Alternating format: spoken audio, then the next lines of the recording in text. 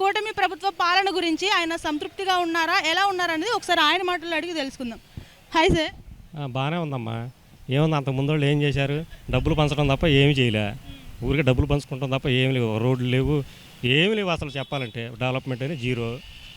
ఇవి వచ్చిన తర్వాత వాళ్ళకంటే బెటర్గానే ఉంది. వాళ్ళకంటే 100% బెటర్గా బాగానే ఉంది. వాళ్ళు ఏం చేశారని బాగుందని చెప్పాలి. వాళ్ళు చేసింది ఒక్క పని చేశారా? డబ్బులు పంచడం తప్ప రెండో పనే లేదు. ఆయన కూడా మీటింగ్లో అదే చెప్పుకున్నాడు, నేను బటన్ నొక్కుతున్నాను తప్ప ఇంకేమైనా ఉందా? కూటమి ప్రభుత్వం అధికారంలోకి వచ్చిన తర్వాత ఏం చేసిందంటారు? చేసేది చేస్తూనే ఉన్నారు. ఇప్పుడు మా రాజధాని పనులు మొదలుపెట్టారు, బాగానే ఉంది. చిన్నగా ఇప్పుడు నెల 10 సంవత్సరం ఒక ఇల్లు కట్టాలంటేనే మనకు 3 ఏళ్ళు 5 ఏళ్ళు పడుతుంది. సంవత్సరాల్లో ఏం చేస్తారు? నిదానంగా చేస్తారు. వాళ్ళకంటే 100% బెటర్గానే చేస్తారు.